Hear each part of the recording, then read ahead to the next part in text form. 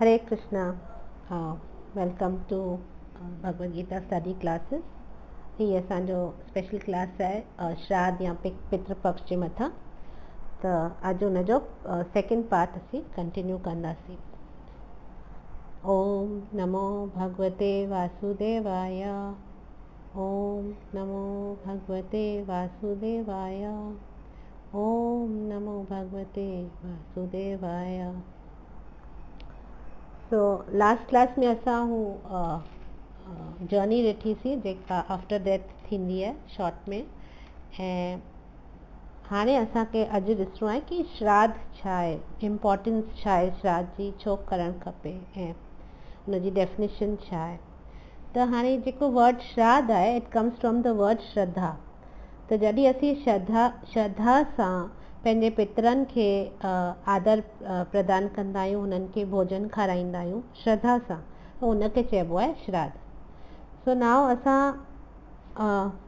खे पहिरीं ॻाल्हि त इहा सम्झणी आहे कि ही ब्राह्मणनि जो शुरू कयल रीति कोन्हे पैसा कमाइण लाइ। ही शास्त्रनि में बाक़ाइदा लिखियल आहे। असां जेॾी महिल भगवद गीता कईसीं पे त हुन में अर्जुन कोन थो चए फर्स्ट चैप्टर में कि लुप्त पिंडो क्रिया, माना अगरि ही सभु मरी वेंदा त पिंड दान केरु कंदो, श्राद्ध केरु खाराईंदो। ऐं बिकॉज श्राद्ध कोन खाराइजंदो त सभिनी जो पतन थी वेंदो, सभिनी जो फॉल डाउन थी वेंदो, सभु नरकनि में पहुची वेंदा, पितर बि असीं बि ऐं अॻियां जी जनरेशन्स बि। त क्लियर आहे कि पिंडदान ऐं श्राद्ध कराइणो पवंदो आहे, करिणो पवंदो आहे। ही को ब्राह्मणनि जो हिकिड़ो ढोंग कोन ठहियलु आहे, जंहिंखे माना पैसा कमाइण जो को ज़रियो कोन ठहियलु आहे। इट इज़ शास्त्रनि में आहे कि श्राद्ध ज़रूरी आहे। सो हाणे पुत्र जो सिग्निफिकेंस अचे थो। श्राद्धनि में त मेनली पुत्रनि जो ई कनेक्शन थींदो आहे न, because the son of the family has to give shraddh. So generally इहो ॾिठो वियो आहे। अॻियां हली असीं ॾिसंदासीं कि कीअं केरु बि श्राद्ध करे सघे थो। त पुत्र जो ईंदो आहे पू ऐं त्रायना, इन्हनि ॿिनि अखरनि मां अखर ठहंदो आहे पुत्र। पू नाम जो हिकिड़ो नर्क थींदो आहे, उन जहिड़ा ॿिया बि घणेई नर्क थींदा आहिनि। त पुत्र जो मतिलबु आहे कि पू नाम वारे नर्क ऐं उन जहिड़ा ॿिया नर्कनि खां तारण वारो जेको थींदो आहे उहो पुत्र थींदो आहे। त इहो थींदो आहे पुत्र जो मतिलबु। त बेसिकली अगरि पुत्र जेको शास्त्रनि में पुट लाइ पुत्र चयो वियो आहे, इहो इन श्राद्ध जे कनेक्शन लाइ ई इहो नालो ॾिनल आहे, संतान खे पुत्र जो नालो, कि हू पू नामक ऐं पू जहिड़ा नरकनि मां तारंदो आहे जेको, उहो ई पुत्र थींदो आहे। त हू कीअं तारंदो आहे? श्राद्ध खाराए करे। जॾहिं हू श्राद्ध खाराईंदो आहे त हू हुनजे जेके पितर आहिनि उन्हनि खे हू नरक कोन ॾिसणा पवंदा आहिनि। त हाणे हिते कुझु माण्हू आर्ग्यू कंदा आहिनि कि असांजा माइट ॾाढा पुण्य आत्मा हुआ, ॾाढा सुठा माण्हू हुआ, हुननि खे कुझु श्राद्ध व्राद्ध जी ज़रूरत कोन्हे, हू त स्वर्ग में ई वेठा हूंदा। त ईअं कोन्हे। अगरि केरु स्वर्ग में आहे या नरक में आहे या कहिड़ी बि योनी में आहे, श्राद्ध सभिनी लाइ इम्पोर्टेंट आहे। इन लाइ छोकी लाइ श्राद्ध जेको थींदो आहे उहो माण्हू खे जेको बि पितर हूंदो आहे, कहिड़ी बि योनी में हुजे या स्वर्ग में या नरक में, उनखे अपलिफ्ट करण में, उन लेवल तां जेका बि लेवल आहे उन मां अपलिफ्ट करण लाइ उनखे श्राद्ध हेल्प कंदो आहे। अपलिफ्ट करे उनखे मोक्ष जो रस्तो ॾेखारंदो आहे या उनखे मोक्ष ताईं पहुचाईंदो आहे ऐं भगवत धाम पहुचाईंदो आहे। त कहिड़ी बि योनी में हू हुजे, उनखे अपलिफ्ट करण लाइ इवन स्वर्ग बि, त जीअं असां ॾिठो न, स्वर्ग बि अल्टीमेट कोन्हे, बिकॉज स्वर्ग में जॾहिं टाइम पूरो थींदो आहे त वापसि असांखे हिन पृथ्वी ते फिटो कयो वेंदो आहे भोगण लाइ। त इन करे कहिड़ी बि जॻह ते असांजा पितर हुजनि, कहिड़ी बि योनी में हुजनि, ज़रूरु हुननि खे असांजी कोशिशि इहा ई हुजणु खपे कि हुननि खे असीं उनखां मथे लेवल ते पहुचायूं। ऐं श्राद्ध असांखे उहो करण में हेल्प कंदो आहे। माना उहो पॉसिबल ई श्राद्ध जे थ्रू थींदो आहे। ॿिए कंहिं तरीक़े सां असीं पंहिंजे पितरनि खे तारे नथा सघूं। अगरि पुत्र खे पंहिंजे पितरनि खे तारणो आहे त हुननि खे श्राद्ध खाराइणो ई पवंदो। पर अॼुकल्ह त पुत्र जो डेफिनेशन ई मटिजी वियो आहे। कोन हू जोक थींदो आहे कि हिन ज़माने में पुत्र खे लड़का चवंदा आहिनि। लड़का जो मतिलबु ख़बर अथव छा आहे? आई डोंट नो टेक्निकली इहो लिटरली सही आहे कि न, पर इन जोक में असां इन कॉन्टेक्स्ट में ॿुधो हो कि लड़का माना जो लड़ाई करे लड़का, लड़ाई करे उन मां थींदो आहे लड़का, या वरी बेटा बि चवंदा आहिनि न पुत्र खे, त बेटा जो बंटवारा करे वो बेटा। त ई सभु ॻाल्हियूं अॼुकल्ह जो माना ईअं थी वियो आहे रवाज़, बिकॉज़ पुटनि जी डेफिनेशन ई मटिजी वई आहे न अॼुकल्ह जे ज़माने में। अॻे त माण्हू कीअं पुटनि लाइ सिकंदा हुआ न, कि पुटु ज़रूरु थिए, भले पोइ हुननि खे 10 धीअरूं ॼणियूं पवनि पहिरीं हिकु पुटु अचण खां पहिरीं, पर हू ॼणंदा वेंदा हुआ कि न असांखे पुटु त खपे ई, बिकॉज़ इहा धारणा हूंदी हुई कि पुटु थींदो तॾहिं असीं तरी सघंदासीं मरण खां पोइ, न त असांजो को मोक्ष कोन्हे। त पुट जो एतिरो महत्व रोल हूंदो हो। पर हाणे त पुटु त छॾ, ई श्राद्धनि जो ई पुट भले 10 बि हुजनि त श्राद्ध कोन पिया थियनि। सो ई सभु ॻाल्हियूं जेतिरो नॉलेज असीं रखंदासीं ऐं ॿियनि खे नंढनि खे ॾींदासीं, तॾहिं वापसि असीं ही सभु ॻाल्हियूं रिवाइव करे सघंदासीं। सो हाउ डू वी सर्व भोजन टू पितृस, कि के माण्हू आर्ग्यू कंदा आहिनि कि छा ई गांइ, कुते, कांग, ब्राह्मण इन्हनि सभिनी खे छा रोटी ॾियण सां असांजे पुत्रनि खे रोटी पहुची वेंदी आहे? हू किथे बि हुजनि, कीअं हुजनि, इन्हनि जे थ्रू कीअं थी पॉसिबल थी सघे पहुचणु? त इन त इहो आहे कि जीअं अॼु असीं हितां वेही करे अगरि ईमेल लाइ क्लिक करूं था, अमेरिका में कंहिंखे मोकिलणी आहे त हिकु सेकेंड में ईमेल हुते अमेरिका पहुची थी वञे। व्हाट्सएप मैसेज हुजे, वीडियो कॉल हुजे, ही सभु थिए थो न पॉसिबल। त जॾहिं ही पॉसिबल आहे त भॻवान जो जेका सृष्टि ठाही आहे हुनजे नेटवर्क में छा इहे सभु ॻाल्हियूं पॉसिबल कोन्हनि कि तई हिते रोटी खारायो ऐं हुते हुननि खे मिले? ऑफकोर्स पॉसिबल आहे, बिकॉज़ जॾहिं असीं इंसान थी करे हेतिरो सुपर नेटवर्क ठाहे सघूं था, एतिरी टेक्नोलॉजी में अॻियां वधी सघूं था, हू भॻवान थी करे इहो नेटवर्क नथो ठाहे सघे छा? त इन करे असांखे इहो बिलीव करणो पवंदो कि हा हिते जेको बि असीं एंसेस्टर्स, ऐं बिकॉज़ शास्त्र ॿुधाइनि था असांखे इहो सभु, शास्त्र त असांजी माता आहिनि, उहो असांखे सभु सही ॿुधाईंदा आहिनि। त असीं जेको पंहिंजे पितरनि लाइ कंदा आहियूं उन्हनि जे अकाउंट में डिपॉज़िट थींदो आहे, ऐं उन्हनि जे अकाउंट में कीअं डिपॉज़िट थींदो आहे? असीं संकल्प कंदा आहियूं न। अॼु जीअं अॼुकल्ह ॾिसो न, हाणे त मूंखे गिफ्ट्स मोकिलण बि एतिरो ईज़ी थी वियो आहे। कंहिंजो बर्थडे आहे, उनखे फुल गुलनि जो बुके मोकिलिणो आहे, बसि हितां हिकिड़े शहर मां बुक कर, हुते पाणे ई हुन शहर में हुनजे घर वटि सरप्राइज़ बुके पहुची वेंदो। हू माण्हू न को डिलीवरी बॉय खे ॾिसंदो आहे, न रेसिपियन जी ख़बर हूंदी त सरप्राइज़ गिफ्ट दर ते पई हूंदी आहे बुके। त सेम वे ही जेको असीं संकल्प खणूं था त असांजे पितरनि खे हुननि जे क्रेडिट में वञे थो, हुननि जे अकाउंट में ट्रांसफर थी वेंदो आहे। भगवान विष्णु जे गरुड़ पुराण में आहिनि घणेई ॻाल्हियूं, उन में गरुड़ देव खे ॿुधाइनि था कि कीअं वायु देव, वरुण देव, सूर्य देव ही सभु हेल्प कंदा आहिनि इन भोजन खे ट्रांसफर करण लाइ। ही सभु डिटेल्स आहिनि जंहिंमें असीं एतिरो कोन वेंदासीं, पर moral of the story is कि असीं जेको बि ॾींदा आहियूं न हुननि ताईं पहुचंदो आहे। त हाणे जेको 15 ॾींहंनि जो पितृ पक्ष जो पीरियड थींदो आहे, जंहिंखे असीं बॾो चवंदा आहियूं सिंधी में, त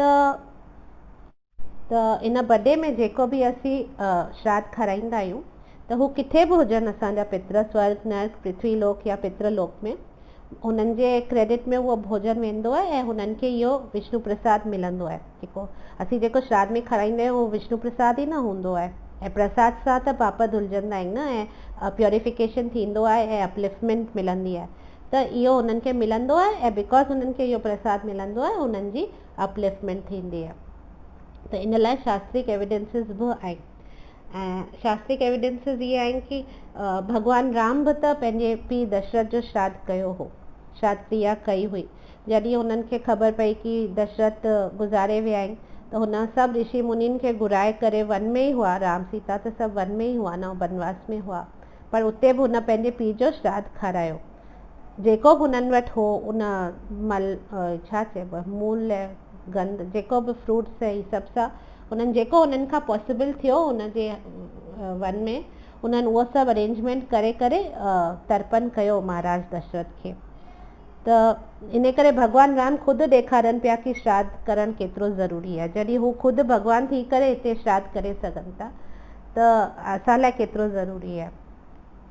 ऐं कुरुक्षेत्र जो जॾहिं युद्ध थियो हो न, त तॾहिं बि जॾहिं सभु माण्हू मरी विया हुआ त लास्ट में भॻवान श्री कृष्ण हू पांडवा खे ऐं द्रौपदी खे वठी नदी जे तट ते विया, ऐं सभिनी जेके बि मरिया हुआ न वॉर में, उन्हनि सभिनी लाइ तर्पण कराई, सभिनी लाइ माना तर्पण कराई। वरी चैतन्य महाप्रभु जो बि कथा में आहे कि हू कीअं गया वञी करे पंहिंजे पीउ जो श्राद्ध करे आया हुआ। त बेसिकली श्राद्ध शास्त्रनि में बि आहे ऐं एविडेंसिस बि आहिनि ऐं भॻवानु जॾहिं जॾहिं अवतार वठी हिते आया हुआ हुननि बि श्राद्ध कया ऐं कराया हुआ। सो श्राद्ध इज़ वेरी वेरी इम्पोर्टेंट। ऐं अन्नदान बि ॾाढो इम्पोर्टेंट थींदो आहे। हिकिड़ो कथा आहे पुराणनि में कि कर्ण कोन हो, कर्ण हू त हेतिरो वॾो दानवीर हो न, हू माना सभु कुझु त हू दान ई कंदो, हुनजो नालो ई दानवीर कर्ण हो, एतिरो दानी हो। त जॾहिं हू स्वर्गलोक वियो मरण खां पोइ, हुते हुनखे स्वर्ग में ख़ाली सोन चांदी हीरा मोती ही सभु मिलिया पे, ऐं खाधो मिलेसि ई न। त हू परेशान थी वियो कि अरे मूंखे खाधो खपे, बिकॉज केरु माण्हू हिननि शयुनि जे बग़ैर त जी सघे थो पर खाधे जे बग़ैर त रही नथो सघे। त हू परेशान थी वियो कि मूंखे अन्न खपे, मूंखे खाइण लाइ कुझु खपे। त हू इंद्रदेव वटि वियो कंप्लेन करण लाइ। त इंद्रदेव हुनखे ॿुधाईंसि कि तूं जॾहिं धरती ते हुए त तो घणेई शयूं दान कयूं पर तो कॾहिं अन्नदान कोन कयो। करण त हू ऑप्युलेंटली दान कंदो हो न, हीरा मोती सोन चांदी इहे सभु दान कंदो। त हुन कॾहिं इहो ध्यानु कोन ॾिनो कि मां हीउ जेको बेसिक अन्नदान कोन कयो आहे। त हिन चयईसि तो कॾहिं अन्नदान कोन कयो, सो जेको तुंहिंजे अकाउंट में आहे उहो ई तोखे मिले पियो। त फाइनली बिकॉज हू पुण्यात्मा हो त अरेंजमेंट फाइनली ईअं थियो त हुनखे चयईंसि कि हीउ जेको बर्थडे जो पीरियड थींदो आहे न पितृपक्ष जो, इन में मां तोखे धरती ते मोकिलियां थो ऐं जेको तूं करे सघी पंहिंजे लाइ वञी करे करे अचु। त पोइ कर्ण छा कयो, हू हिन बर्थडे जे टाइम ते पितृपक्ष जे हिते धरती ते आयो ऐं हुन बि पंहिंजो पितरनि जो श्राद्ध करायो, माना अन्नदान कयो बेसिकली, ऐं ॿियनि माण्हुनि खे बि ढेर सारो अन्नदान कई। ऐं फाइनली हुनजे जॾहिं अकाउंट में उहो डिपॉज़िट थियो त पोइ हुनखे वञी करे उते स्वर्ग में वापसि अन्न मिलियो। इहा हिकिड़ी कथा आहे शास्त्रनि में। सो देखो अन्नदान जो बि ॾाढो वॾो सिग्निफिकेंस आहे। ऐं ॿियो वरी जेके भक्त थींदा आहिनि या जेके नामदान वठी वेठा हूंदा आहिनि त हू सभु इहो सोचंदा आहिनि कि असीं त भॻवान जो नालो पिया वठूं ॾींहुं राति, असांजे माइटनि खे श्राद्ध जी कहिड़ी ज़रूरत, असांखे हीअ सभु रिचुअल्स जी प्रैक्टिसिस करण जी ज़रूरत कोन्हे, छोकी लाइ असीं त भॻवान जी पूजा पिया करूं, सॼो वक़्तु नाम पिया वठूं। त इहो ग़लति आहे, बिकॉज नो डाउट भॻवान जो नालो अपलिफ्टिंग आहे असां लाइ बि ऐं असांजे पितरनि लाइ बि, पर असीं ओतिरा प्योर कोन आहियूं, न को असीं एतिरो प्योरली भॻवान जो नालो वठी सघूं था। इन करे असांखे हीअ सभु रिचुअल्स में पार्टिसिपेट करिणो पवंदो। पर ॿिया रिचुअल्स हरू भरू एतिरा ज़रूरी कोन आहिनि, बिकॉज हू असां पंहिंजी इच्छाउनि जी पूर्ति लाइ कंदा आहियूं। पर श्राद्ध तमामु माना सभु कुझु आहे असांजे पितरनि लाइ, असांजो श्राद्ध ई त उहो असांजो उन्हनि जे प्रति ऋण आहे जेको असांखे ज़रूरु चुकाइणो आहे, भले असीं केतिरो बि भक्ति करूं, केतिरो बि नाम वठूं, पर असांखे श्राद्ध त करिणो ई पवंदो। ऐं जेको श्राद्ध में भोजन ठहंदो आहे न, उहो हिकदमि सात्विक हुअणु खपे ऐं पहिरीं विष्णु खे ऑफर करणु खपे। विष्णु खे ऑफर करण खां पोइ ब्राह्मणनि खे खाइण लाइ मिलणु खपे, छोकी लाइ न त हू नॉर्मल रोटी आहे न, हू न कंहिं वटि पहुचंदी, न हुनखे उन में को प्योरीफाइंग जो पोटेंसी हूंदी। अॼु नॉर्मल हिकिड़ो फुल्को तव्हां खाओ था, उन में तव्हांजे शरीर खे ताक़त मिलंदी पर तव्हांजी आत्मा खे ताक़त कोन मिलंदी, न को तव्हांखे नरिशमेंट मिलंदी अपलिफ्ट माना भगवत धाम वञण लाइ, न को तव्हांजा पाप धुलजंदा। पर अगरि तव्हां भोग लॻल रोटी खाओ था त उन सां तव्हांजी प्योरिफिकेशन थींदी आहे। इन करे श्राद्ध में कॾहिं बि सात्विक भोजन ठाहे भॻवान विष्णु खे पहिरीं अर्पण करे तंहिंखां पोइ पितरनि लाइ ॾिबो आहे। या पितरनि लाइ बि असीं जेको बि दान कंदा आहियूं विच विच में जेका शइ, जीअं हर फेस्टिवल ते असीं पितरनि जो बि कढंदा आहियूं, त उहो असांखे पहिरीं विष्णु खे ऑफर करणु खपे। जॾहिं विष्णु खे ऑफर थींदो उन में उहो भॻवान जो उन में ब्लेसिंग वेंदी, उहो तॾहिं वञी करे पितर खाईंदा, तॾहिं उन्हनि खे उन मां फल मिलंदो, न त उन्हनि लाइ एज़ अ फूड ई आहे। पर अगरि असांखे उन्हनि जो उद्धार करिणो आहे त असांखे हुननि खे विष्णु प्रसाद ई ॾियणो पवंदो। ईअं ई बसि का शइ खणी करे अठो पितर अर्पण थी वियो, ईअं कोन कबो आहे। भॻवान विष्णु खे पहिरीं भोग लॻाइणो पवंदो आहे ऐं उनखे पहिरीं प्योरीफाई करण लाइ उनखे उन रोटी खे उन शइ खे प्रसाद ठाहिण लाइ पहिरीं भॻवान खे ऑफर करिणो पवंदो आहे, पोइ पितरनि खे अर्पण करिणो पवंदो आहे। त हीउ जेको अरियमा थींदी आहे न, हुनजो वाहन कांग थींदो आहे। अरियमा पितृलोक जी थींदी आहे मैनेजर माना, त हुनजो जेको वाहन कांग थींदो आहे न, त जॾहिं ही पितृपक्ष में पितृलोक जा गेट्स खुलियल हूंदा आहिनि ऐं हुतां खां हू कांग अची करे उन पित्र जो भोजन खाई करे उते वञी उन्हनि खे डिलीवर कंदा आहिनि। सो इन करे बि कांग जो महत्व आहे। ऐं हिकिड़ो आई थिंक महाराष्ट्र में हिकिड़ो जीअं सेइंग थींदी आहे, जीअं हर कंहिं जे पंहिंजे पंहिंजे कम्यूनिटी में कुझु अहिड़ियूं सेइंग्स थींदियूं आहिनि, तीअं हुन में थींदो आहे कि पापी जो पितर आहीं छा तूं। अगरि केरु तमामु सन्नो दुबलो ऐं हिकदमि पिंगलो माण्हू कोन थींदो आहे, मगर साह में सुकल कोन, जंहिंखे असीं आम की गुटली चवंदा आहियूं, त ओहिड़ो को माण्हू हूंदो आहे त उनखे पापी जो पितर बि चयो वेंदो आहे। त पापी जो पितर छो चवंदा आहिनि? छोकी लाइ पापी जो पितर माना पापी जेके हूंदा आहिनि उहे ही सभु रिचुअल्स कोन कंदा आहिनि, हू पंहिंजे पितरनि खे श्रद्धा कोन ॾेखारींदा आहिनि, उन्हनि लाइ श्राद्ध कोन कंदा आहिनि। त बिकॉज़ उन्हनि लाइ श्राद्ध कोन कंदा आहिनि त उन पापी जा जेके पितृलोक में हूंदा आहिनि उन्हनि खे खाधो कोन मिलंदो आहे। बिकॉज़ पितृलोक में त उहो ई मिलंदो न जेको असीं हिते ॾींदासीं।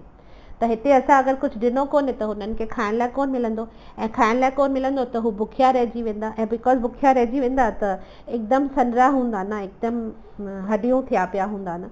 त इन करे ही पहाको आहे कि कोन पापी जो पितर आहीं छा तूं। त माना इन मां बि असांखे ख़बर थी पए कि असांजो हिते श्राद्ध खाराइण उन्हनि लाइ हुते पोषण जो हिकिड़ो ज़रियो आहे। सो जॾहिं ही 15 ॾींहंनि लाइ ही पितृपक्ष जा ही पितृलोक जा दर खुलियल हूंदा आहिनि, ऐं ओॾी महिल कांग बि वाहन थी ईंदो आहे, और पितर बि अची वञी सघनि था सूक्ष्म रूप में। कुझु पितरनि खे बि अलाउ हूंदो आहे, ऐं हू सूक्ष्म रूप में अची करे पंहिंजो भोजन जेको हुननि जे ड्यू आहे अची करे श्राद्ध जे रूप में ग्रहण करे वेंदा आहिनि। त या त चवंदा आहिनि हू ब्राह्मणनि जे मथां वेहंदा आहिनि, जेको ब्राह्मण खाइण ईंदो आहे उन्हनि जे मथां वेठल हूंदा आहिनि, या कांगनि जे थ्रू हू पंहिंजे श्राद्ध खे ग्रहण कंदा आहिनि।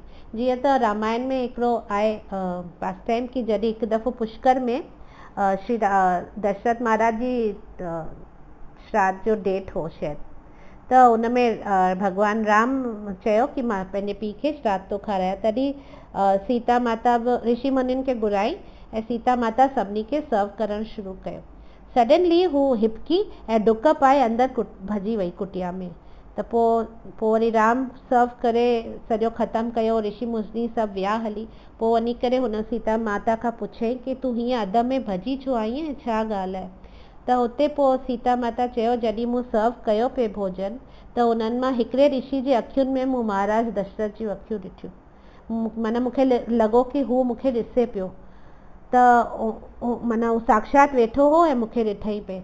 त ओॾी महिल मूंखे लॻो कि मां हुनखे केतिरो दुख थींदो न मूंखे हिन हालत में ॾिसी करे, इन करे उहो सोचे करे मां भॼी करे हली आयसि। त इन करे इन ॻाल्हि जो एविडेंस आहे कि हा हू ब्राह्मणनि खे जेके असीं खाराईंदा आहियूं त कॾहिं कॾहिं पितर ख़ुदि बि उन ते अची करे वास कंदा आहिनि ओॾी महिल, ऐं वाक़ई में असां जेको ऑफर कंदा आहियूं हू असांजे हथ खां वठी खाईंदा आहियूं।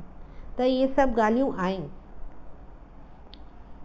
पर अॼुकल्ह आस्ते आस्ते ही सभु ॻाल्हियुनि मां माण्हू जान पिया छॾाइनि ॼाण त उन्हनि खे ही सभु चक्कर में पवणो ई कोन्हे, ऐं कोई पंहिंजा पंहिंजा रीज़न्स ॾेई पाण खे सही ॾेखारे जस्टिफाए करे हिननि ॻाल्हियुनि मां निकिरण जी कोशिशि पिया कनि, पर इहो ग़लति आहे।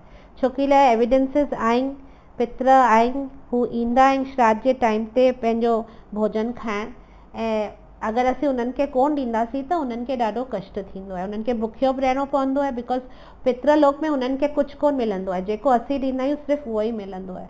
त इन करे हुननि लाइ ॾाढो तकलीफ़ वारी ॻाल्हि थी वेंदी आहे।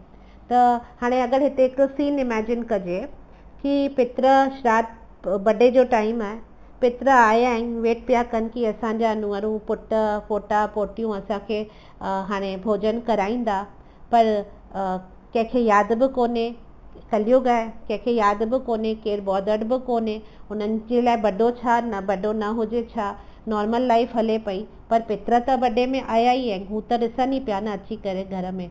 सो छा थो थिए, हू अचनि था त टीवी पई हले, लाउड म्यूज़िक पियो हले, हर को पंहिंजे फ़ोननि में वेठो आहे, ॿार पिज़्ज़ा पिया खाइनि, ऐं हिते पितर वीचारा खाधे लाइ निहारनि पिया उन्हनि ॾींहंनि में।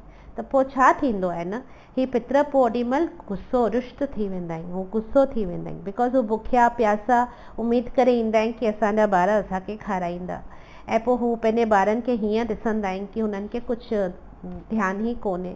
त पोइ हू चवंदा आहिनि कि अहिड़ा निकम्मा ॿार असां जणिया आहिनि। जेके असांखे साल में हिकु वेलो रोटी बि नथा खाराए सघनि।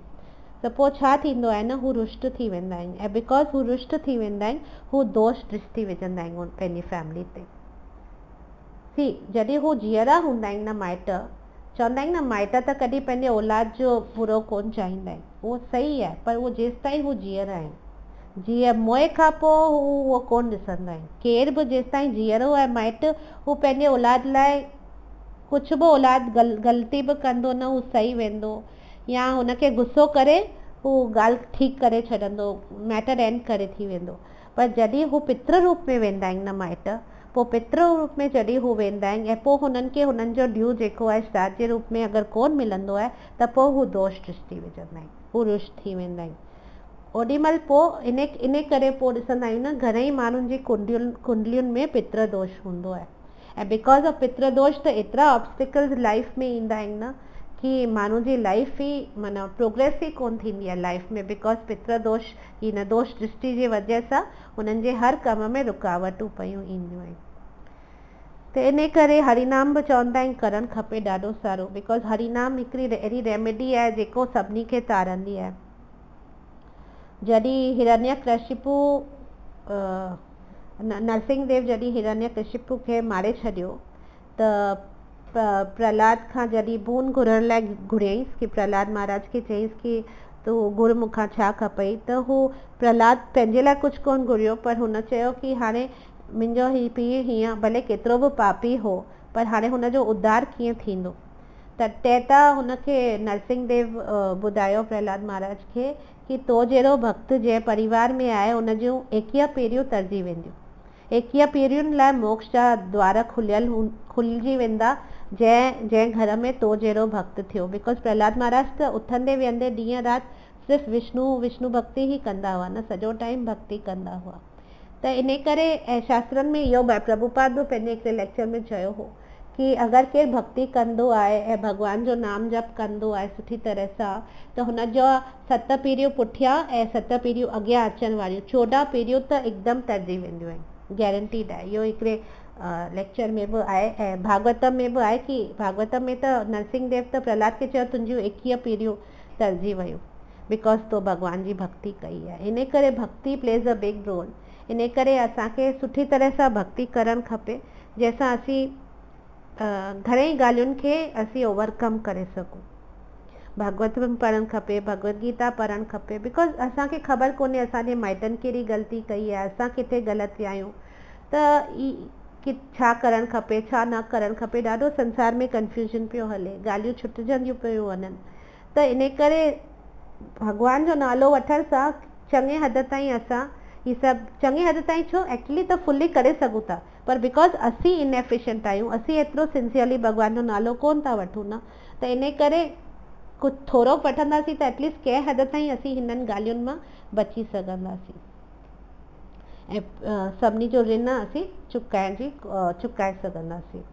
ऐं ॿियो वरी इहो हो कि भॻवानु शिव आहे न, शिव महादेव, उन्हनि हिकु दफ़ो माता पार्वती खे महात्म्य जॾहिं हू पाण में डिस्कस कंदा आहिनि न हमेशह कथाऊं, त उन में महादेव पार्वती माता खे ॿुधायो कि अगरि केरु भगवत गीता जो 7 चैप्टर 7 अध्याय पढ़े थो पितृपक्ष में, माना हिन बर्थडे जे पीरियड में, उन में बि असीं पितृ ऋण चुकाए सघंदा आहियूं। त उन सां बि पितृ ऋण चुकतो थी वेंदो आहे ऐं पितृ दोष खां माण्हू बची सघंदो आहे। ऐं उते भागवतम में हिकिड़ी धुंधुकारी जी कथा आहे, हुन में धुंधुकारी हिकिड़ो पापी हो। तव्हां सभिनी खे इहा त कथा सभिनी खे ख़बर ई हूंदी, भागवतम जूं इहे सभु फेमस कथाऊं आहिनि। त ही धुंधुकारी ॾाढो पापी पर्सन हो, हुनजो भाउ हो गोकर्ण।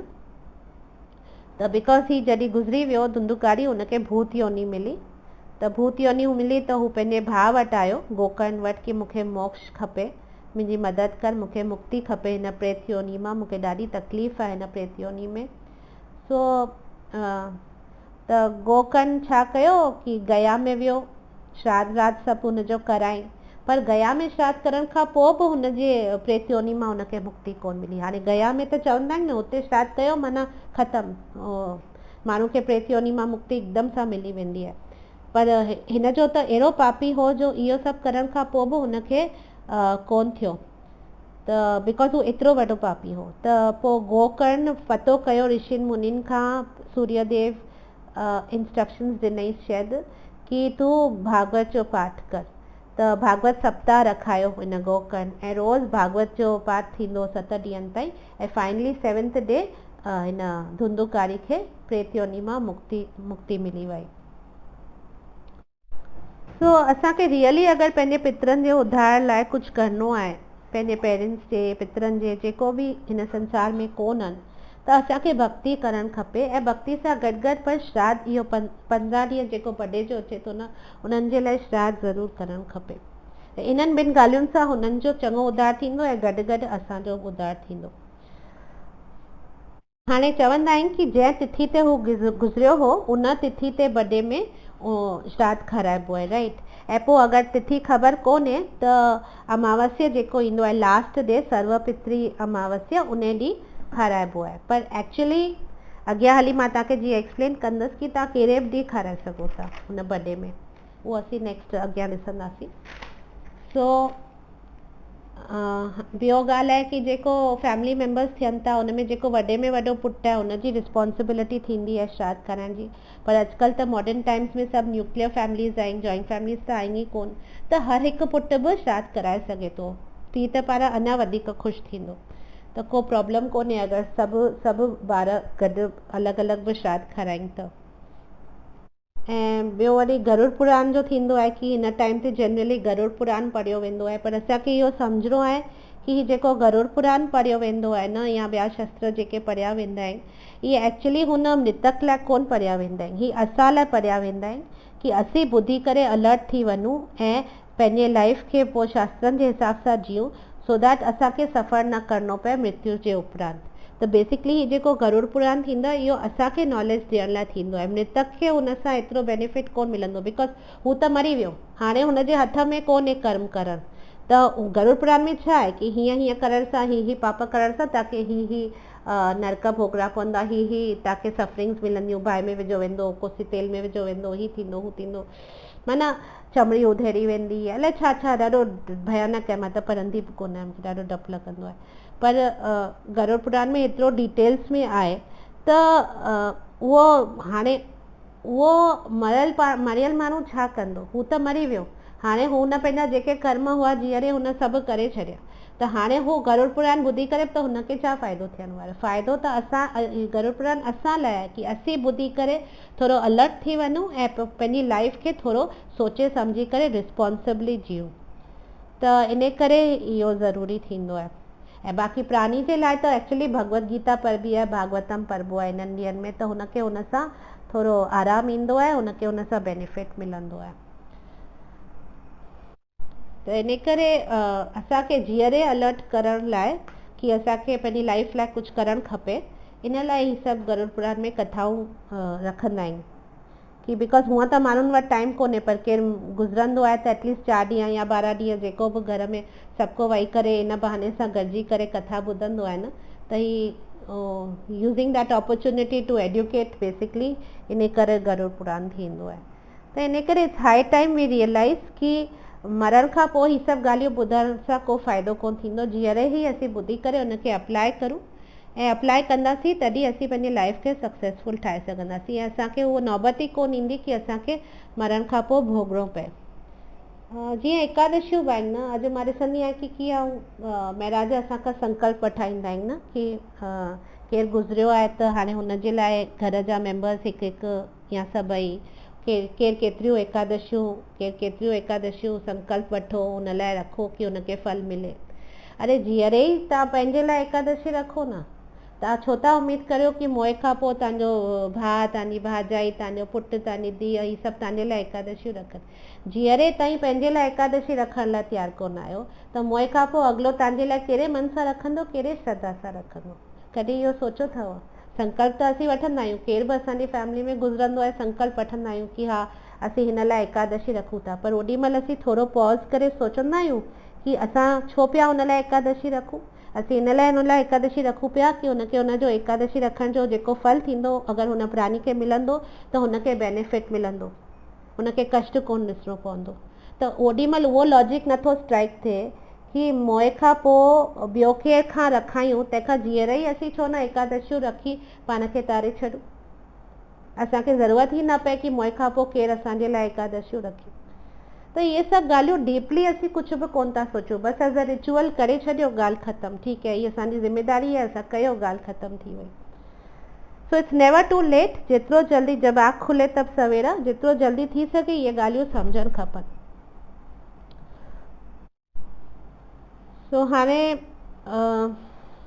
ॿियूं रिलीजन्स में बि असीं ॾिसंदा आहियूं कि हू माण्हुनि खे एतिरो सनातन धर्म जे बारे में ख़बर कोन हूंदी आहे, पर हा घणेई माण्हुनि जो रिकॉर्डिंग्स आहिनि जेके लास्ट मोमेंट में घासली क्रीचर्स खे ॾिसंदा आहिनि, टाइम ऑफ डेथ जॾहिं ईंदो आहे त हू घासली क्रीचर्स यमदूत ई हूंदा आहिनि। सो असां रुॻो असांजे सनातन धर्म में कोन्हे कि यमदूत उते त लिखियल आहे, बाक़ाइदा यमदूत ईंदा आहिनि, भले पर ॿियनि जे शास्त्रनि में भले न बि लिखियल हुजनि, पर हुननि जा माण्हुनि जा प्रैक्टिकल एक्सपीरियंसिस आहिनि, रिकॉर्ड्स आहिनि कि हू ॾिसंदा आहिनि अहिड़ा भयानक माण्हू at the time of death.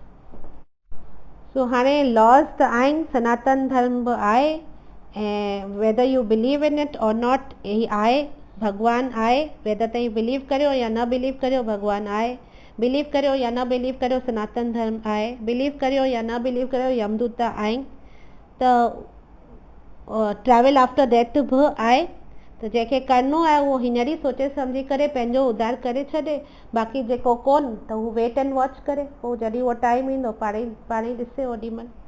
हिकु दफ़ो प्रभुपाद खां किथे लिखियल हो कि प्रभुपाद खां हिकिड़े माण्हू चयो कि तूं ही सॼो ॾींहुं जेको कृष्णा कृष्णा वेठो करी, सभिनी खे वेठो एतिरो प्रचार करी, सॼो टाइम भॻवान जो नालो वठो, सॼो टाइम कृष्णा जो नालो वठो, तव्हांखे का तकलीफ़ कोन ॾिसणी पवंदी, तव्हांखे को दुख कोन ॾिसणो पवंदो, जीअर ई तई मुक्त थी वेंदा, त तूं जेको हेतिरो करी पियो, सपोज़ डेथ अचे थी ऐं ओॾी महिल असांखे ख़बर पए थी कि कृष्णा करे त केरु कुझु हो ई कोन, पोइ प्रभुपाद हुनखे चयईंसि कि ठीकु आहे, असां जेको बि करूं पिया उन में असांखे को नुक़सानु कोन्हे, असीं भॻवान जो नालो सॼो टाइम वठूं पिया त असांखे उन में आनंद ई अचे पियो, बिकॉज़ जेको वठंदो तॾहिं उनखे ख़बर पवंदी न कि केतिरो आनंद आहे उनजे नाले वठण में, त असांखे उन में आनंद अचे पियो। असीं मंदरनि में गैदरिंग्स करे कीर्तन पिया करूं, ॻायूं पिया, नचूं पिया, धूम मचायूं पिया, उन में बि असीं इंजॉय पिया करूं। असीं भॻवान खे रोटी त खाइणी आहे, खणी भॻवान खे 2 मिंट पहिरीं भोग लॻाए करे खाऊं पिया, असांखे को नुक़सानु कोन्हे। ऐं जेको भागवतम ऐं भगवत गीता इहे सभु शास्त्र जेके बि असीं पढ़ूं पिया त इन मां बि असांजो ज्ञान जी वृद्धि ई पई थिए, त असांखे किथे कुझु बि नुक़सानु त कोन पियो थिए न, अगरि असीं हीअ सभु पालन करूं पिया त अगरि मरण वक़्तु न बि ख़बर पई कृष्णा कोन आहे त असां पंहिंजी लाइफ सुठी ई जी छॾी। पर तूं सोच, अगरि तूं कुझु नथो करी ऐं पोइ मरण खां पोइ तोखे वाकई में ख़बर पए थी कि हा कृष्णा आहे, पोइ तूं छा कंदे? त it is a very simple logical explanation कि जेका कमु करण में को नुक़सानु कोन्हे उहो कजे, दैन पोइ पछताइजे, अॻियां हली रिग्रेट कजे, ऐं पोइ मरण खां पोइ त असांजे हथ में कुझु कोन हूंदो आहे, जीअर ई कर्म असांजे हथ में आहे, मरण खां पोइ त असांजे हथ में को कुझु बसि ख़ाली भोगणो ई आहे, जेको बि असां सॼी ज़िंदगी ग़लतियूं कयूं उनजी सज़ाऊं ई मिलणियूं आहिनि। अच्छा, नेक्स्ट क्वेश्चन ईंदो आहे कि केॾी महिल की ई सुठियूं जेके ऑस्पिशियस ॻाल्हियूं आहिनि इहे पितृपक्ष जे दौरान करणु खपे कि न करणु खपे, त हिते जेको वर्ड ऑस्पिशियस आहे, शुभ जेको आहे, शुभ कर्म, इहो ग़लति आहे, बिकॉज़ भॻवान जो नालो वठणु शुभ आहे, भागवतम भगवत गीता पढ़णु शुभ आहे, त इहे सभु कम असीं हिन पितृपक्ष जे दौरान करे सघूं था न, इहे त शुभ कर्म ई आहिनि न, त पोइ इहे कंदा आहियूं न असीं हुन पितृपक्ष जे दौरान, त पोइ छो चवंदा आहियो कि शुभ कर्म कोन कबा आहिनि, बर्थडे जे टाइम ते को बि शुभ कर्म कोन कबो आहे? ईअं कोन्हे, शुभ सभु कुझु शुभ करे सघिबो आहे, इट्स दैट सर्टन थिंग्स असांखे न करणु खपे। Certain things like marriage ceremony थिए थी या बर्थडे सेलिब्रेशन्स थियनि थियूं या पार्टियूं थियनि थियूं, बेसिकली सेलिब्रेशन्स जेके आहिनि उहे न करणु खपनि। ऐं उनजो रीज़न तमामु सिंपल आहे कि ही टाइम थींदो आहे 15 ॾींहं असांखे पंहिंजे डिसीज़्ड जेके फैमिली मेंबर्स आहिनि, पोइ ॾाॾा ॾाॾियूं परदादा, ई सभिनी खे असांखे उन्हनि खे रिस्पेक्ट ॾेखारिणो आहे, श्रद्धा ॾेखारणी आहे, श्राद्ध जो टाइम आहे, श्रद्धा ॾेखारणी आहे, त ही 15 ॾींहं असांखे हुननि पितरनि खे श्रद्धा ॾेखारणी आहे। इन करे असांखे उहो बिकॉज़ असांखे उन्हनि खे उहो टाइम ॾियणो आहे, इन करे असांखे पंहिंजी प्राइवेट पार्टियुनि में या सेलिब्रेशन्स में पार्टिसिपेट न करणु खपे या न करणु खपे, इन करे अवॉइड करणु खपे इन टाइम ते, इन लाइ चवंदा आहिनि। बाक़ी को शुभ कर्म न करणु खपे, इहो ग़लति धारणा आहे। शुभ अशुभ कुझु ई कोन थींदो आहे बर्थडे जो, सो इहो थींदो आहे रीज़न। ऐं चवंदा आहिनि कि बर्थडे जे दौरान अगरि केरु कांग या गांइ बि अगरि अॻियां अचे थो न, त असांखे उनखे शो ऑफ न करणु खपे, माना उन्हनि खे भॼाइणु न खपे, बिकॉज़ यू नेवर नो केरु कहिड़े रूप में आयो आहे। बिकॉज़ इन टाइम ते त जीअं चवंदा आहिनि न, पितृलोक जा दर खुलियल हूंदा आहिनि, केर बि ईंदो वेंदो पियो आहे। So you should do this. And so हाणे असीं we will try to take one question ऐं हुनखे प्रैक्टिकल एप्लीकेशन जीअं श्राद्ध जी सम्झ में अचे कि सभु प्रैक्टिकलिटीज़ छा आहिनि, त असां हिकु हिकु क्वेश्चन करे हुन सां कनेक्टेड डील कंदासीं। हुन में थोरो रेपिटेशन बि मे बि थिए पर क्लैरिटी अची वेंदी। सो सभिनी खां पहिरीं व्हाट इज़ श्राद्ध? श्राद्ध माना श्रद्धा सां कयल विधि खे श्राद्ध चइबो आहे। श्रद्धा सां जेका विधि कयल हूंदी आहे, इहा डेफिनेशन आहे श्राद्ध माना असांखे पंहिंजे पितरनि खे भॻवान समान सम्झी करे उन्हनि खे श्रद्धा ॾेखारणी आहे ऐं पोइ उन श्रद्धा सां श्राद्ध करिणो आहे, न त उन श्राद्ध जो को मायने कोन्हे। अगरि तव्हां ब्राह्मण खे घुराए मिड़ई बसि कि ओन लाहिणी आहे, असांखे पंहिंजी ड्यूटी पूरी करणी आहे, इहो सोचे करे, इहो भावना रखी करे अगरि तव्हां श्राद्ध खाराईंदा त उहो निष्फल वेंदो, दैट्स वेस्ट। उहो कोन एक्सेप्ट कंदा, न को उन्हनि खे सवलो मिलंदो। इट्स ओनली व्हेन असांजे मन जो भाव आहे, असांजे मन में जेका श्रद्धा आहे, अगरि उहा श्रद्धा सां असीं भोजन कराईंदासीं तॾहिं हू श्राद्ध मञियो वेंदो, न त हू कोन मञियो वेंदो, बिकॉज़ श्राद्ध कम्स फ्रॉम द वर्ड श्रद्धा। ठीकु आहे। नंढे हूंदे खां असांखे सेखारियो वेंदो आहे कि वॾनि जा चरण छुबा आहिनि, उन्हनि खां आशीर्वाद वठिबो आहे। ऐं हिन जो शास्त्रिक रीज़न इहो आहे कि जॾहिं असीं इहो कंदा आहियूं न, त जीअं ई असां हुननि जे पेरनि खे छुहंदा आहियूं न, त हुननि जे हृदय मां ऑटोमेटिकली ब्लेसिंग्स निकिरंदियूं आहिनि। ऐं बिकॉज़ हू ब्लेसिंग्स निकिरंदियूं आहिनि त हू असांजे मथे ते हथु रखी असांखे ब्लेस कंदा आहिनि, त उन सां छा थींदो आहे, असांजा पुण्यनि में वृद्धि थींदी आहे, असांजी सुख शांति वधंदी आहे, असांजो पाप नष्ट थींदो आहे। त इहो करण सां जेको आशीर्वाद असांखे मिलंदो आहे, उन सां असांजो वधीक बेनिफिट थींदो आहे, हुननि खां वधीक असांजो बेनिफिट थींदो आहे। असीं छा पिया ॾियूं, असीं त उन्हनि जा सिर्फ़ु पेर पिया छूं, पर बेनिफिट सॼो असांजो आहे। तीअं ई जॾहिं असीं श्रद्धा सां श्राद्ध खाराईंदा आहियूं, तॾहिं उहो जेको आशीर्वाद ॾींदा आहिनि न, त हू असांखे ॾाढो बेनिफिट कंदो आहे। त इन करे कॾहिं न इहो सोचणु खपे कि असीं श्राद्ध छो करूं, ज़रूरत छा आहे, वञण वारा त विया हली। न, असांजी शास्त्र जेका असांजी माता आहे उहो असांखे क्लियरली ॿुधाइनि था कि कीअं श्राद्ध ज़रूरी आहे, ऐं तॾहिं ई असांजे लाइफ में ब्लेसिंग्स ईंदो, पर उहो श्राद्ध करिणो आहे श्रद्धा सां, तॾहिं असीं सुखी थी सघंदासीं। त इन करे विश्वास हुजणु खपे कि हा, असीं जेको खारायूं पिया असांजे पितरनि खे मिले पियो। सो हाणे हिकिड़ो ॿियो ॻाल्हि आहे, ही 3 साल जो जेको चक्कर थींदो आहे, जेको कोन चवंदा आहिनि कि केरु गुज़रे थो त 3 साल ताईं घर में श्राद्ध करायो, पोइ 3 साल खां पोइ गया में वञी करे सॼो संपन्न करे अचो। त ही 3 साल जो चक्कर छा आहे?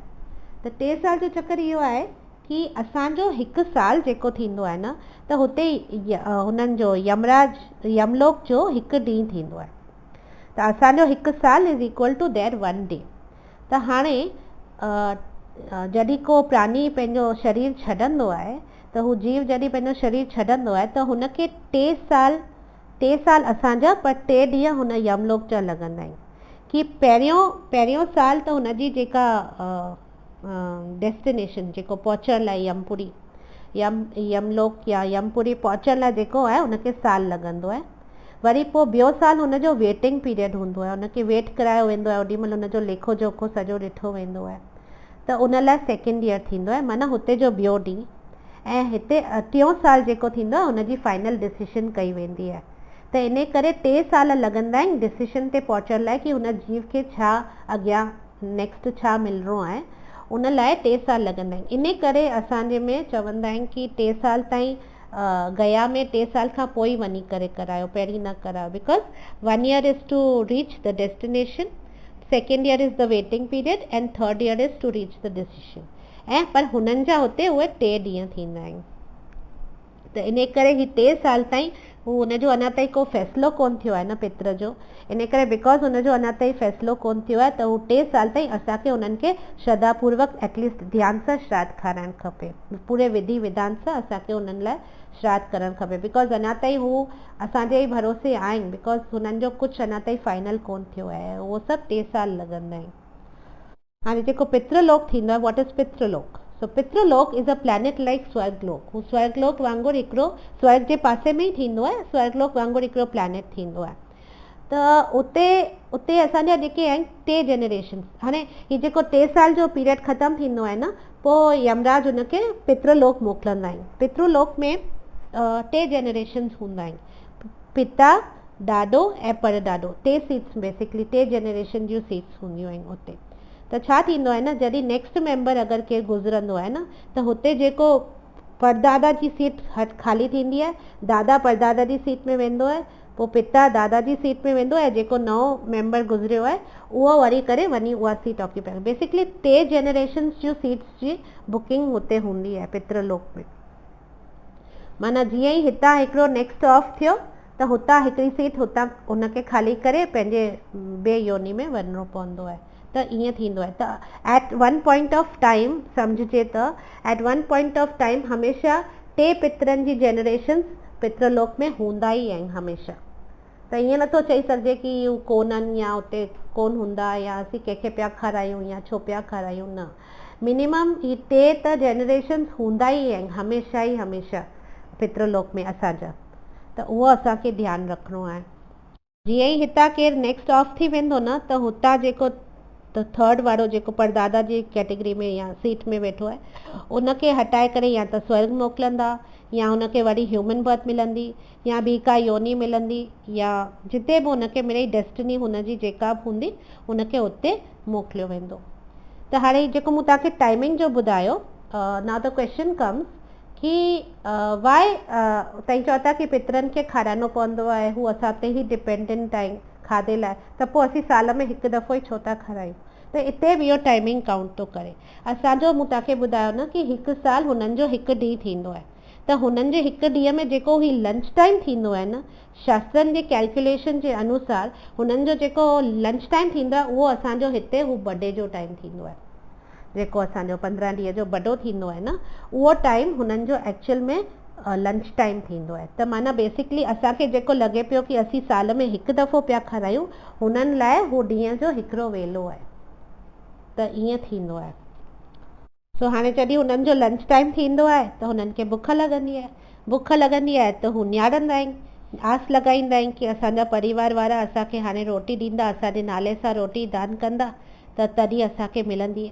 ऐं जेको बि असीं हिते ॾींदा आहियूं उहो एज़ इट इज़ हुननि खे उते पहुचंदो आहे, एज़ इट इज़। तॾहिं त कोन चवंदा आहिनि कि हुननि जी वणंदड़ शयूं ठाहियो, बिकॉज़ असीं जेको बि हिते खाराईंदा आहियूं न, डायरेक्टली एज़ इट इज़ हुननि खे हुते मिलंदो आहे पितृलोक में।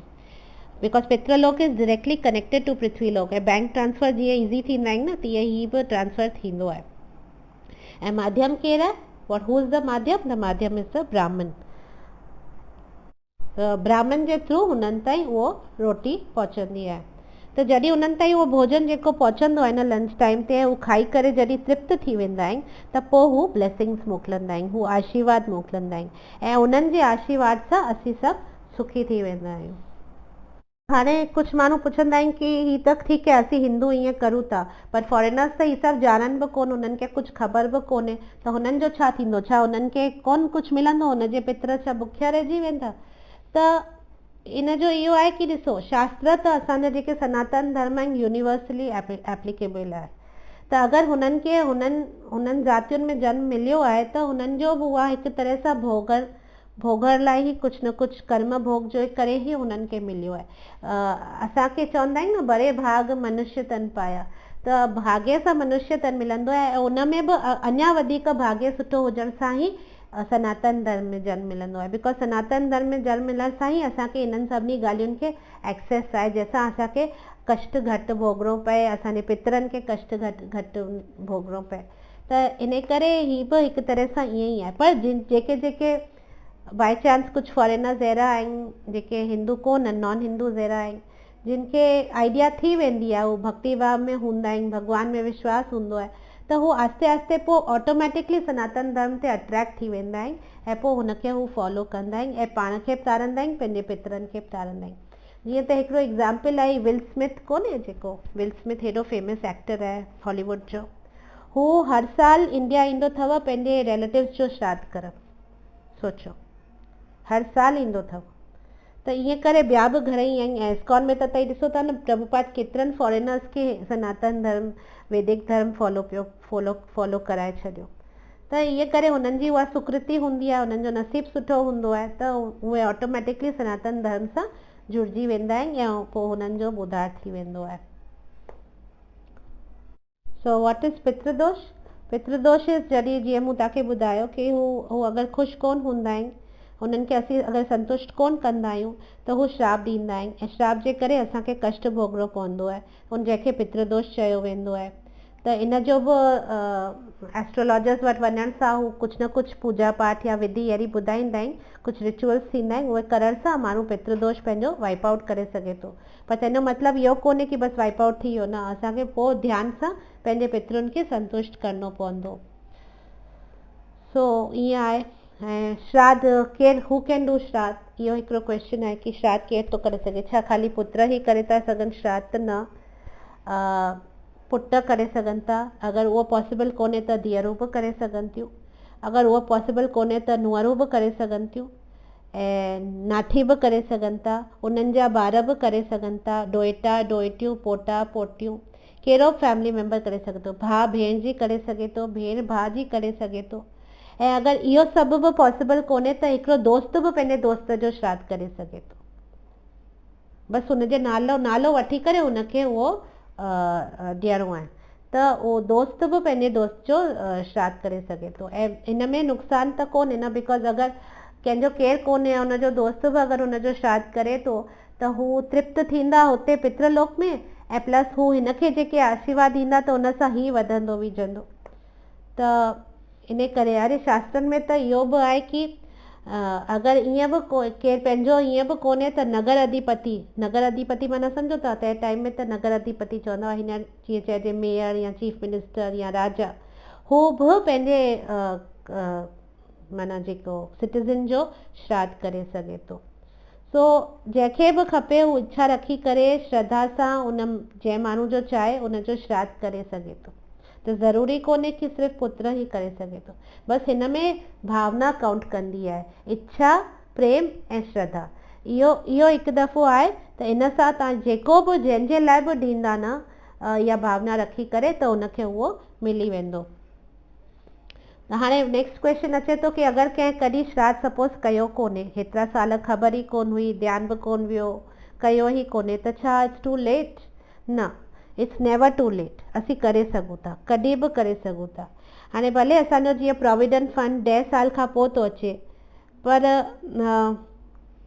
10 साल ताईं असांजो कटिजंदो वेंदो आहे न, जमा थींदो वेंदो आहे, त असांजे हथ में घटि मिलंदो आहे। पर जॾहिं 10 साल खां पोइ यको अमाउंट असांखे मिलंदो आहे त ख़ुशी ई न मिलंदी आहे। सेम वे पितरू एक्सपेक्ट कनि था, पर हुनखे कंहिं रीज़न सां अगरि कोन थो मिले, पर कुझु सालनि खां पोइ बि अगरि मिलणु शुरू थो थी वञे त तॾहिं बि हू तृप्त थी वेंदा आहिनि ऐं हू आशीर्वाद मोकिलींदा आहिनि। सो बेसिकली बेनिफिट्स ऑफ श्राद्ध छा आहे? त बेनिफिट्स जो श्राद्ध इहो आहे कि जेके अगरि नथा करायूं न श्राद्ध ऐं पितृदोष ई सभु ॻाल्हियूं थियनि थियूं न, त पोइ उन में छा थींदो आहे न, अॼुकल्ह बिकॉज स्पेशली घटिजी वियो आहे, त अॼुकल्ह जेको असीं ॾिसूं पिया न, माण्हू फ्रस्ट्रेटेड आहिनि शादियुनि में, डिवोर्सिस पिया थियनि, घर में अशांती लॻी पई आहे।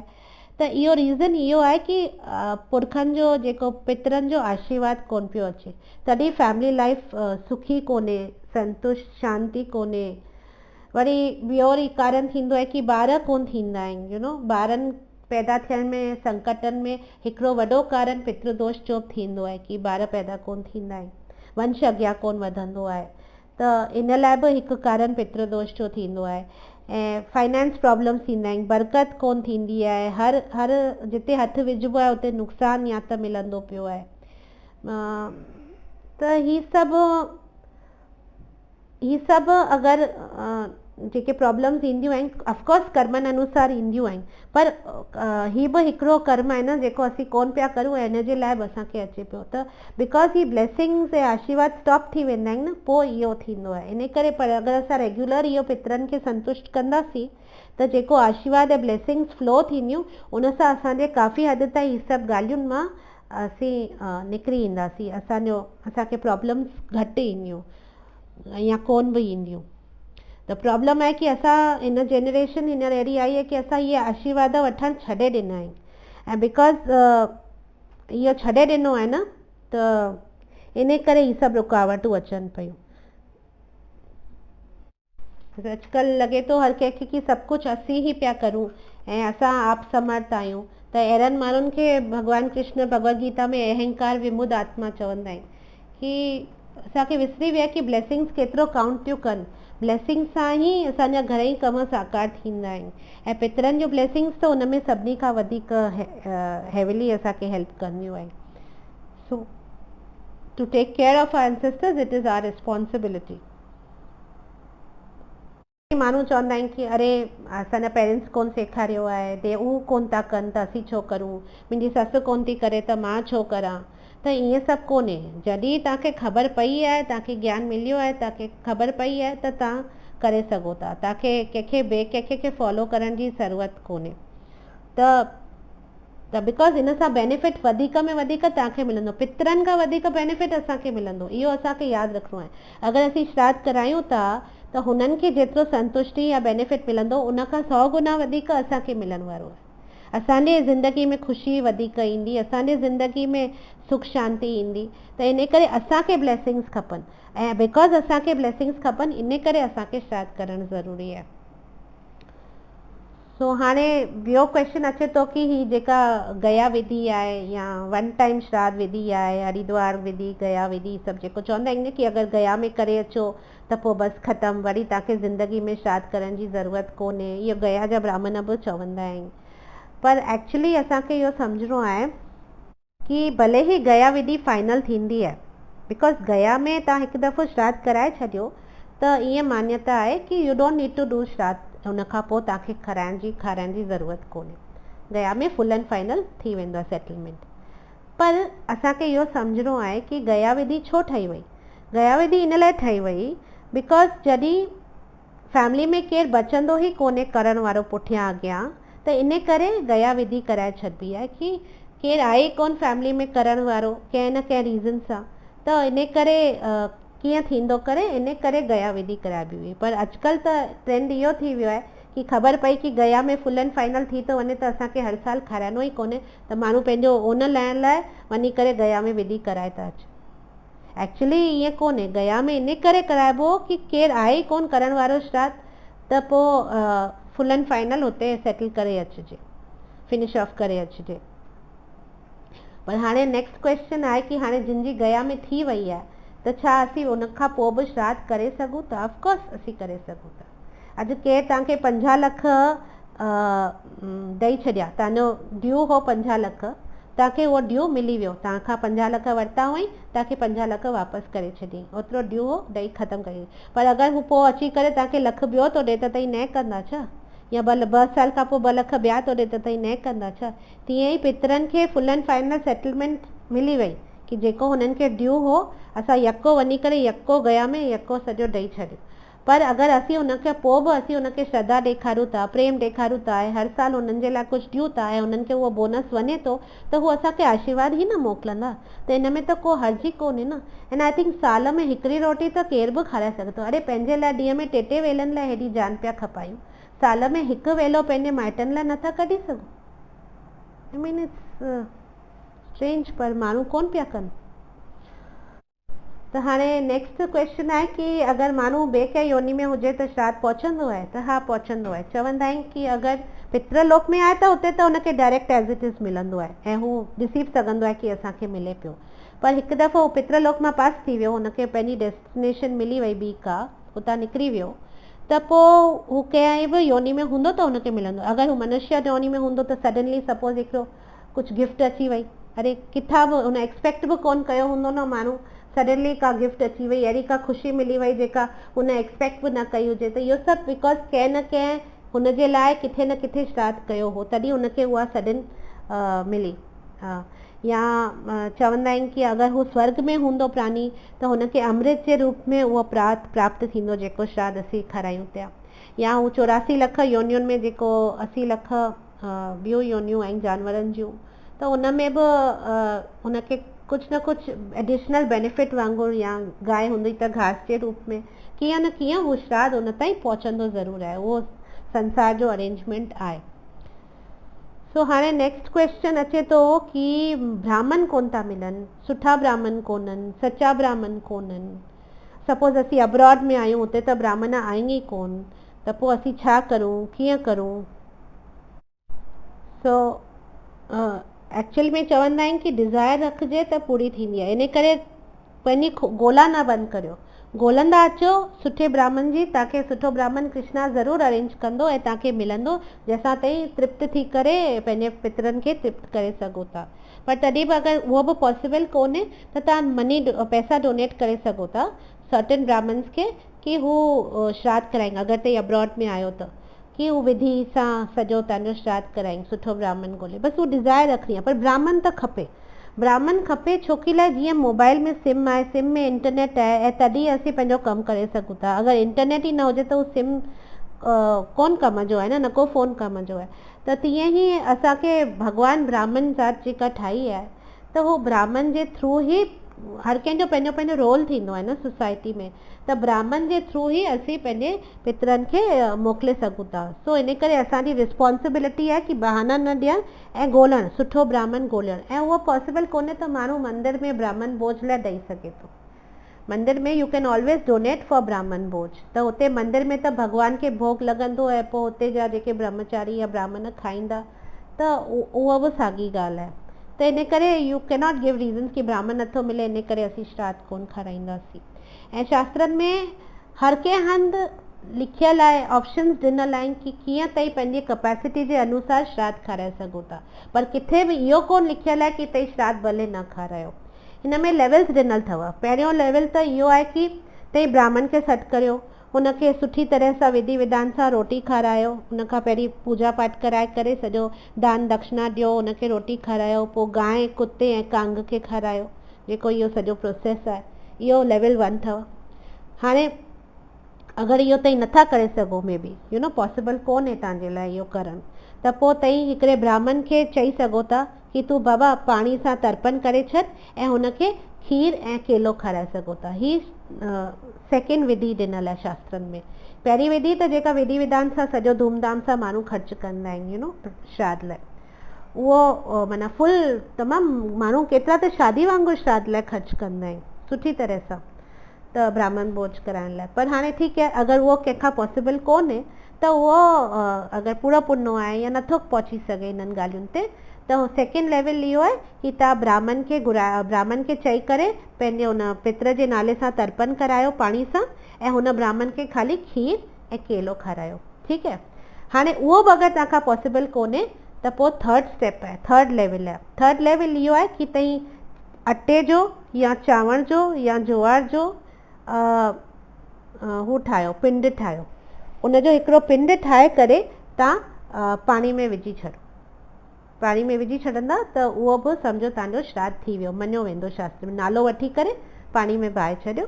त अगरि ब्राह्मण तव्हांखे मिले कोन थो त, अगरि ब्राह्मण मिले कोन थो त तव्हां इहो कमु करे सघो था। तंहिंखां पोइ अगरि इहो बि पॉसिबल कोन्हे, केरु एतिरो बि ग़रीब आहे जो हू इहो बि नथो करे सघे, माना ग़रीब में ग़रीब माण्हू जंहिंखे हिकु मुठी चांवर या हिकु मुठी अटो बि न हुजे, त उहो श्राद्ध कीअं थो करे सघे। नंबर 4 लेवल इहो ई आहे कि तव्हां मिट्टी जो लड्डू ठाहियो। मिट्टी जो लड्डू कोन थींदो आहे, नदी जे किनारे तव्हांखे वञिणो आहे, नदी जे किनारे वञी करे जेका नदी जे पासे में मिट्टी थींदी आहे न, उहा मिट्टी खणी करे उनजो लड्डू ठाहे करे उनखे छा करिणो आहे, पंहिंजे पितरनि जो नालो वठी करे उनखे उन यादि करे उन नदी में छॾे ॾियणो आहे। त इहो बि तर्पण थींदो आहे, इहो बि शास्त्रनि में लिखियलु आहे। त इहो बि तुंहिंजो तर्पण थी वियो। तंहिंखां पोइ अगरि इहो पॉसिबल कोन्हे त नेक्स्ट स्टेज आहे कि गांइ खे घाह जो लड्डू, घाह ग्रास थींदी आहे न, ग्रास जो लड्डू ठाहे करे गांइ खे खारायो, इहो हिकिड़ो 5th लेवल थींदो आहे। ऐं उहो बि अगरि कंहिंखां पॉसिबल कोन्हे श्राद्ध करणु ओड़े तरीक़े जो, त पोइ 6th लेवल लिखियल आहे कि कंहिं एकांत जॻह में वञी करे पंहिंजा 2 हथ मथे करे 3 दफ़ा चओ, हे पितृ संतुष्ट थी वञो, हे मुंहिंजा पितृ संतुष्ट थी वञो, हे मुंहिंजा पितृ संतुष्ट थी वञो, 2 हथ मथे करे तव्हां ईअं चिल्लाए करे चओ, त बि श्राद्ध उहो मञो वेंदो। त शास्त्रनि में हर हिकु तरीक़ो, हर हिकु ऑप्शन ॾिनल आहे कि तव्हां श्राद्ध कीअं करे सघो था, पर किथे बि इहो कोन लिखियल आहे कि तव्हां श्राद्ध न करियो हले, ईअं किथे बि कोन लिखियल आहे। त माना ग़रीब में ग़रीब माण्हू जेको महाकंगाल हुजे, जंहिंखे कुझु बि कोन्हे न, उहो बि श्राद्ध उनखे बि करिणो आहे, पोइ भले हू 2 हथ मथे करे इहो चए। त श्राद्ध करणु एतिरो ज़रूरी आहे। सो ॿियो क्वेश्चन आहे कि अगरि कंहिंजो केरु फैमिली में आहे कोन श्राद्ध करण वारो, त छा हू जीअरे पंहिंजो श्राद्ध करे सघे थो? त उनखे जीवो श्राद्ध विधि चइबो आहे शास्त्रनि में। जीवो श्राद्ध विधि थींदी आहे कि जीव पंहिंजी इच्छा से ख़ुदि जो श्राद्ध करे सघे थो, पर हिन में प्रॉब्लम हिकिड़ी इहा आहे, असां ॾिठो अथमि कि हिन जी वैलिडिटी सिर्फ़ु 12 महीना आहे। त माना हर साल पियो करिणो पवंदो, त माना जेसि ताईं हू मरे उनखे हर साल रिन्यू करिणो पवंदो, जीअं कोन इंश्योरेंस जो रिन्यूअल करिणो पवंदो आहे या प्रीमियम भरिणो पवंदो आहे हर साल, त ईअं आहे। पर इनखे अञा थोरो स्टडी करिणो पवंदो, मूंखे ॾिसणो आहे अञा इहो। त ईअं आहे, ईअं बि पर थींदो आहे, जीअरे बि माण्हू श्राद्ध करे सघे थो। ऐं जेको बर्डे जी विधि थींदी आहे, इहा साल खां पोइ थींदी आहे, जेको बर्डे में खाराइणु शुरू कबो आहे, पहिरें साल में बर्डे में कोन खाराइबो आहे। ऐं श्राद्ध करण सां 7 पीढ़ियूं तरजंदियूं आहिनि, उन्हनि खे मिड़ई मिलंदो आहे। चवंदा आहिनि कि 3 पीउ जे पासे जूं, 3 माउ जे साइड जूं, ऐं 1 ससु सहुरे जूं। माना जेको माण्हू अगरि पुत्र जेको श्राद्ध करे थो, हू त उनजा पीउ जे पासे जो 3 जेके थींदियूं आहिनि 3, ऐं माउ जे साइड जूं 3, ऐं 1 ससु सहुरे जे साइड जो माण्हू तरजी वेंदा आहिनि, उन्हनि खे मिलंदो आहे एतिरो, माना पितरनि खे एतिरो श्राद्ध पहुचंदो आहे। ऐं ॿियो वरी तर्पण, इहो जेको बर्डे जे टाइम ते माण्हू पाणी सां तिरनि सां तर्पण करे सघे थो हिननि लाइ, पितरनि लाइ, ऐं कहिड़े बि करे सघे थो इन्हनि 15 ॾींहंनि में। ईअं बंधन कोन्हे कि जेका तिथि आहे उन ई ॾींहुं करणी आहे। ऐं जेको धारणा आहे सर्वोपितृ अमावस्या जो, इहो बि ग़लति आहे। माण्हू सोचंदा आहिनि कि अगरि डेट ख़बर कोन्हे त इन ॾींहुं ई करणु खपे, सभिनी जो यको करणु खपे इन ई ॾींहुं, न। अमावस्या जो हर टिपरे में ॾिसंदा न, हर अमावस्या जो कुझु न कुझु नालो ॾिनल आहे। त सर्वपितृ अमावस्या इनखे ॾिनल आहे कि ही बिकॉज़ ही पितरनि जो टाइम आहे न, त इन करे उहो सर्व पितरनि खे 15 ॾींहंनि जो इहो उन्हनि खे तर्पण ॾियण जो टाइम आहे न, त इन करे हिन अमावस्या जो नालो सर्वपितृ अमावस्या। इन जो मतिलबु इहो कोन्हे कि उन ई ॾींहुं असांखे सभिनी जो यको करिणो आहे। तव्हां हिन बर्डे जे दौरान में 15 ॾींहंनि में केॾी महिल बि कंहिंजे लाइ बि कुझु बि श्राद्ध करे सघो था, अहिड़ी का बंधन कोन्हे। असांखे इहो सम्झणो आहे कि देव कार्य खां बि ज़रूरी पितृ कार्य थींदा आहिनि। देव कार्य माना जेके असीं पूजाऊं पाठ इहे सभु करूं था, जेके अलॻि अलॻि भॻवाननि लाइ, महादेव आहे, गणपति आहे, माता आहे, सभु देव कार्य आहिनि न, इन्हनि जी पूजा पाठ। इन्हनि खां ज़रूरी पितृ कार्य थींदा आहिनि। छो कि अगरि तव्हां देवी देवताउनि लाइ कुझु न बि कंदा, अगरि तव्हां उन्हनि खे न बि पुछंदा, त हू तव्हांखे श्राप कोन ॾींदा। पूजा कंदा त हू संतुष्ट थींदा, पूजा कोन कंदा त हुननि खे को प्रॉब्लम कोन्हे, बिकॉज़ हुननि खे तव्हां का उमेद कोन्हे। पर पितरा टोटली असांजे मथां डिपेंडेंट आहिनि, फैमिली जे मथां डिपेंडेंट आहिनि। जेके बि पितृ आहिनि हू फैमिली जे मथां डिपेंडेंट आहिनि। त अगरि तव्हां उन्हनि खे उन्हनि जा कार्य कोन कंदा, पितृ कार्य कोन कंदा, त पोइ हुतां प्रॉब्लम अची सघे थी। अगरि कंदा त ब्लेसिंग्स ईंदियूं, तव्हांजे घर में समृद्धि वधंदी, सुख शांति वधंदी। ऐं अगरि तव्हां कोन उन्हनि खे तर्पण ॾींदा त तव्हांजी फैमिली घरो करे माइनस में वेंदी। त इन करे पितृ कार्य ज़रूरी थींदा आहिनि। ऐं भॻवान त चवंदा आहिनि कि असांखे हर जीव जे कल्याण लाइ कमु करणु खपे। त इन करे असीं हर जीव जे कल्याण करण जो त पॉसिबल कोन्हे असां लाइ, त एटलीस्ट जेके असांजी फैमिली आहे, असांजा ॾाॾा आहिनि, ग्रेट ग्रैंडफादर्स आहिनि, असांजा जेके बि फैमिली आहे, एटलीस्ट उन्हनि जे आधार लाइ त असीं, उन्हनि जे उद्धार लाइ त असीं कुझु करे सघूं था, उन्हनि जे कल्याण लाइ त असीं कुझु करे सघूं था। ऐं उहो असीं श्राद्ध करे सघूं था, उन सां ई उन्हनि जो कल्याण थींदो। माण्हू माना जानवरनि जो बि अगरि घर में को कुतो आहे या ॿिली आहे या गांइ आहे, माण्हू उनजो बि श्राद्ध कराए सघे थो। इहो बि आहे कि उन्हनि लाइ बि असीं श्राद्ध कराए सघूं था, बिकॉज़ आख़िर हू आहिनि त हू आत्मा ई न, सोल ई आहिनि न, त उन्हनि जो बि असीं श्राद्ध कराए सघूं था। जनरली श्राद्ध कराइण महिल हिकिड़ो टर्म थींदो आहे ज्ञाते ज्ञात तर्पण, शास्त्रनि में आहे। त ज्ञाते ज्ञात तर्पण इहो थींदो आहे कि जिन जो मूंखे ज्ञान आहे उहे ऐं जिन जो मूंखे ज्ञान कोन्हे सभिनी जो मां तर्पण ॾियां थो। इन करे उन में सभु को थो अची वञे, पोइ जानवर हुजनि, पक्षी हुजनि, वण हुजनि, इंसान हुजनि, सभिनी जो तर्पण ॾेई सघूं था। तो इन करे तमामु ज़रूरी आहे कि असीं रिस्पेक्टफुली श्राद्ध करूं ऐं भॻवान सां प्रार्थना करूं कि हुननि जो बैगेज रिलीज़ थी वञे ऐं उन्हनि खे भगवत धाम प्राप्त थिए। ऐं उन लाइ असांखे स्पेशली एक्स्ट्रा उन्हनि लाइ चैंटिंग करणु खपे, उन्हनि लाइ जप करणु खपे, भॻवान जो नालो वठणु खपे, बिकॉज़ उन सां त अतुल्य आहे मैच करणु। जेको भॻवान जो नालो थींदो आहे उन सां त कुझु बि असीं तोले नथा सघूं। इट्स त अल्टीमेट जेको असीं हुननि लाइ करे सघूं था। हिकिड़ो पास टाइम आहे कि जनक महाराज जो जॾहिं टाइम अची वियो ही छॾण जो पृथ्वीलोक, त हुन लाइ विमान आयो, नेचुरली भॻवान भगवत धाम डायरेक्टली वठी वञण लाइ विमान आयो। त हुन में हुनखे विष्णु दूतनि विहारियो ॾाढो इज़त सां कि हाणे तुंहिंजो टाइम पूरो थी वियो आहे, हाणे तूं हल भगवत धाम। त हुनखे जनक महाराज खे विहारियऊं त हू वियो पिए, त ऑन द वे त ही सभु लोक ट्रेवल कंदो पिए वियो न, त हिकिड़े हंधा हुनखे ॾाढो ई रड़ियूं वाका आवाज़ूं पे ॿुधण आयूं कि कष्ट जूं आवाज़ूं ॾाढियूं पे ॿुधण आयूं। त हू सही कोन सघियो ऐं विमान खे चई तई बीहो, ही किथां पियूं हेॾियूं आवाज़ूं अचनि। त उन्हनि चईसि कि हिते ही जेको हिन एंगल में हिते हिकिड़ो नर्क आहे, उतां खां हेॾियूं जोर सां हेॾो परियां बि हेॾियूं रड़ियूं ॿुधण पियूं अचनि। त चई हुननि खे सज़ाऊं पियूं मिलनि हिन नर्क में, ऐं माना हिकिड़ो अहिड़ी जॻह हुई त हुनखे सज़ाऊं पियूं मिलनि उते जे जीवन खे, ऐं इन करे हू कष्ट में हेतिरो रोइनि पिया, चिल्लाइनि पिया। त पोइ जनक चई मां अॻियां कोन वधंदसि जेसि ताईं मूं हिननि जो कष्ट दुख दूरि कोन कयो आहे। त पोइ हुननि चयसि न असांखे त भगवत धाम वञिणो आहे, तूं हिननि ही पंहिंजे कर्मनि अनुसार भोगनि पिया, तोखे हिन में कोन अचिणो आहे, तूं हल। त हुन जनक महाराज चयसि न मूंखे त हिननि जो कुझु न कुझु हिननि लाइ करिणो ई आहे, न त मां अॻियां कोन वधंदसि, मां कोन वेंदसि भगवत धाम। त पोइ आख़िर हारजी करे विष्णु दूतनि हुनखे चयो ठीकु आहे, तूं हिकिड़ो कमु कर, तूं रोज़ु भॻवान जो नालो वठंदो हुए न, तूं रोज़ु राम चवंदो हुए न, त तूं सिर्फ़ु पंहिंजो हिकिड़ो राम चवण जो फल, माना निंड मां उथी तूं रोज़ु पहिरीं पहिरीं राम जो नालो वठंदो हुए, त हिकिड़े ॾींहं जो हिकिड़े पल जो जेको तूं हिकु दफ़ो राम चयो आहे न, सिर्फ़ु उहो हिकिड़ो राम जो फल तूं हिननि खे ॾे त ही सभु मुक्त थी वेंदा।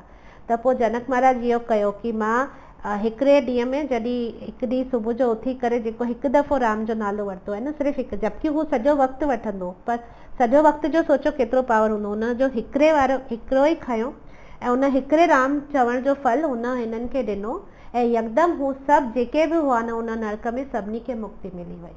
त एतिरो पावर थींदो आहे भॻवान जे नाले में, उनजो फल जेको ॾिनई न जनक महाराज, त हू सभु मुक्त थी विया। हालांकि असीं जनक महाराज वांगुरु नालो जप नथा करे सघूं, असां में ओतिरी प्योरिटी ई कोन्हे, पर कोशिशि असांखे हमेशह करणु खपे कि असीं जेतिरो थी सघे प्योरिटी सां भॻवान जो नालो वठूं, उन सां असीं बि तरिजी वेंदासीं, असांजा पितर बि तरिजी वेंदा। जीअं त नरसिंह देव ॿुधायो न प्रहलाद महाराज खे, 21 पीढ़ियूं तरिजी वेंदियूं आहिनि जेको वैष्णव थींदो आहे, जेको भॻवान विष्णु जी आराधना कंदो आहे, भॻवान जो नालो वठंदो आहे। So thank U very much. Hare Krishna.